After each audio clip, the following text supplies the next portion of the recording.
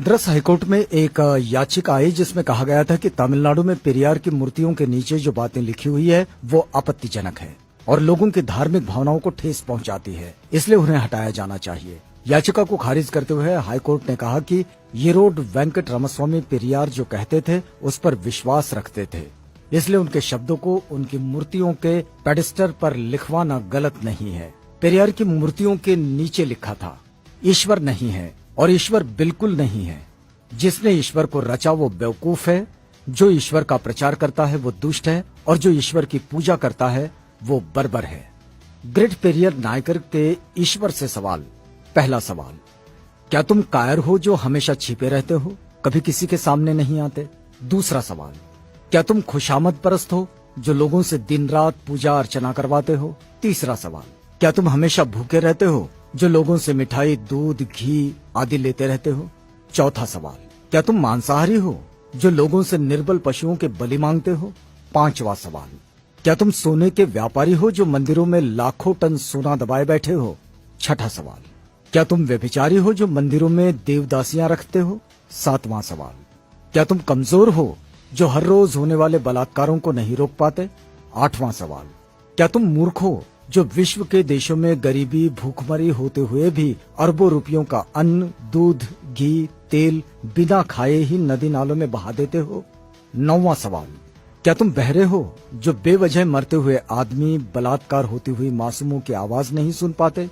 10वां सवाल, क्या तुम अंधे हो जो रोज अपराध होते हुए नहीं देख पाते? 11वां सवाल, क्या तुम आतंकवादियों से मिले हुए हो जो रोज धर्म के नाम पर लाखों लोगों को मरवाते रहते हैं? 12वां सवाल, क्या तुम आतंकवादी हो जो ये चाहते हो कि लोग तुमसे डर कर रहें? 13वां सवाल, क्या तुम गूंगे हो जो एक शब्द भी नहीं बोल पाते लेकिन करोड़ों लोग तुमसे लाखों सवाल पूछते हैं?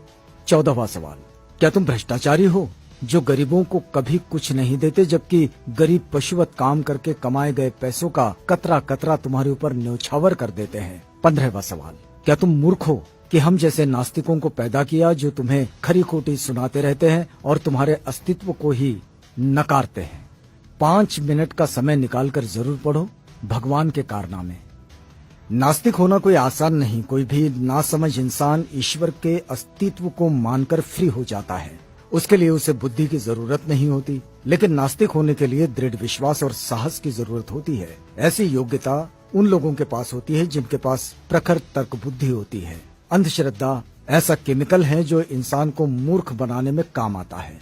पेरियार ईवी रामास्वामी। आप देख सकते हैं हिंदू धर्म का विचित्र इतिहास।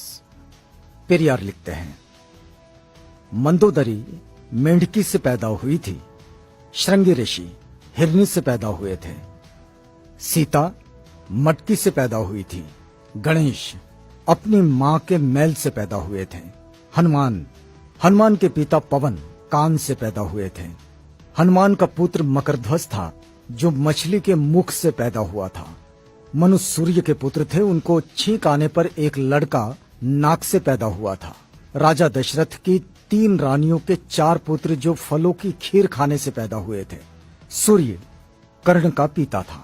भला सूर्य संतान कैसे पैदा कर सकता है? वो तो आग का गोला है। ब्रह्मा ने तो 4 वर्ण यहां वहां से निकाले, हद है। अछूत का बनाया हुआ चमड़े का ढोल मंदिर में बजाने से मंदिर अपवित्र नहीं होता। अछूत मंदिर में चला जाए तो मंदिर अपवित्र हो जाता है। उन्हें इस बात से कोई मतलब नहीं कि ढोल किस जानवर की चमड़ी से बना है। उनके लिए मरे हुए जानवर की चमड़ी पवित्र है पर जिंदा अछूत अपवित्र। लानत है ऐसे धर्म पर। बुद्धिजीवी प्रकाश डालें, दिमाग की बत्ती जलाओ, अंधविश्वास भगाओ। यदि पूजा पाठ करने से ही बुद्धि और शिक्षा आती तो पंडों की औलादें ही विश्व में वैज्ञानिक, डॉक्टर, इंजीनियर होते। वहम से बचो, अपने बच्चों को उच्च शिक्षा दिलवाओ क्योंकि शिक्षा से ही वैज्ञानिक, डॉक्टर, इंजीनियर और शासक बनते हैं, पूजा पाठ से नहीं। अतः वहम का कोई इलाज नहीं है और शिक्षा का कोई जवाब नहीं है। शिक्षित बनो, संगठित रहो, संगठित